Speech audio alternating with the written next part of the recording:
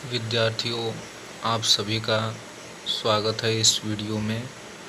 अब हम राम लक्ष्मण परशुराम संवाद पाठ के अंत की तरफ बढ़ चले हैं धीरे धीरे। आज हम इस पाठ में दिए गए 5वें अनुच्छेद या 5वें पैराग्राफ का भावार्थ एवं व्याख्या जानेंगे। तो आइए हम 5वां अनुच्छेद अपने सामने रखते हैं। 5वां अनुच्छेद आपके सामने है। पहली लाइन,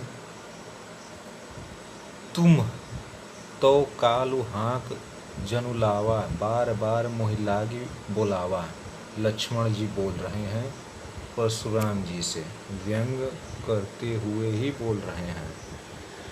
कहते हैं तुम तो कालु हाँक जनु लावा, आप तो ऐसा जान पड़ता है कि काल को यानी मृत्यु को हाँक कर, जैसे गाय भेड़ बकरियों को हाँक कर के लाया जाता है, वैसे ही आप काल को ऐसा जान पड़ता है कि हाँक कर लाए हैं बार बार, और बार बार मुझे मतलब मुझे बुला रहे हैं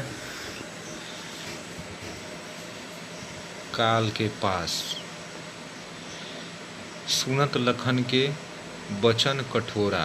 अब लक्ष्मण जी के ये कठोर वचन सुनते हैं। सुन करके परशुराम जी,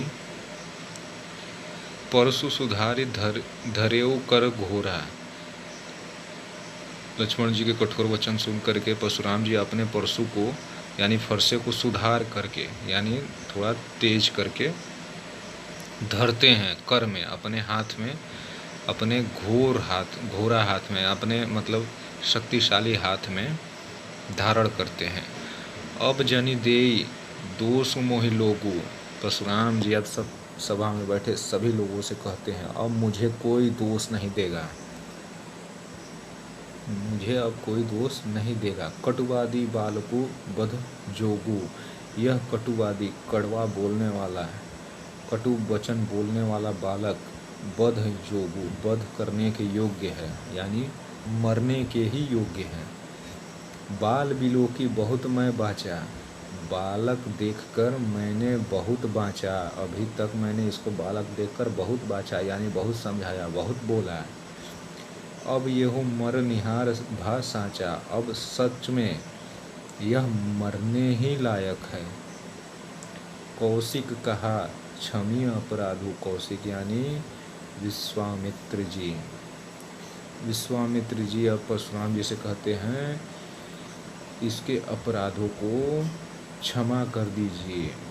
बाल दोष गुण गणहीन साधु। आप तो साधु हैं, सज्जन पुरुष हैं, और सज्जन पुरुष बालकों के दोष और गुण की गणना गिनती नहीं करते हैं। खरकुटार में अकरुण को ही। अब परशुराम जी बोल रहे हैं, खरकुटार में अकरुण को ही, मेरा कुठार यानी फरसा बहुत तेज है, खर है।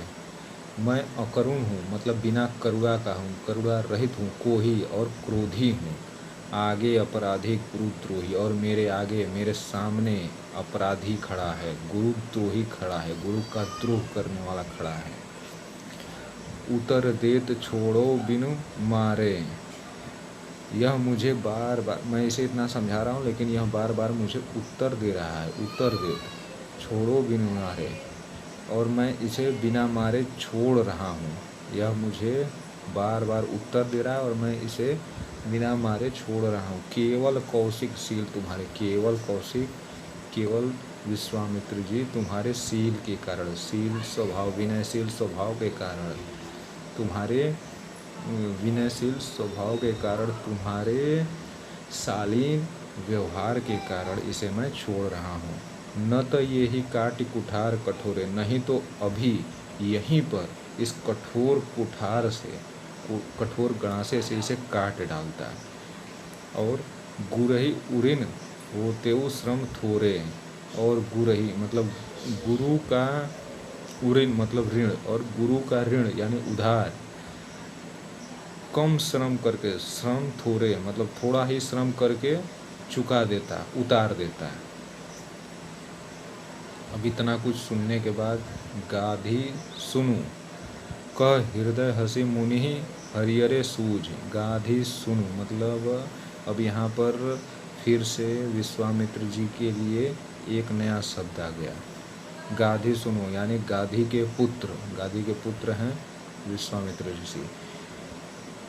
परशुराम जी की यह सब कथन सुन करके विश्वामित्र ऋषि अपने हृदय के अंदर अंतर्मन में ही हंस रहे हैं। गाधी सुनु का हृदय हंसी, मुनि ही हरिहरे सूझ है, यानी मुनि परशुराम जी को हर जगह हरा हरा ही सूझ रहा है। जैसे कहावत है ना, सावन के अंधे को हर जगह हरा हरा ही दिखता है।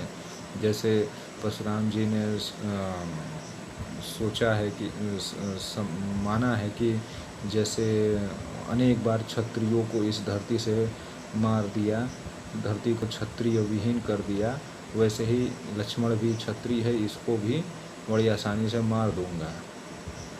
तो यही विश्वामित्र जी अपने अंतर्मन में, अपने हृदय में हंस रहे हैं कि परशुराम जी को हर जगह हरा हरा ही दिख रहा है।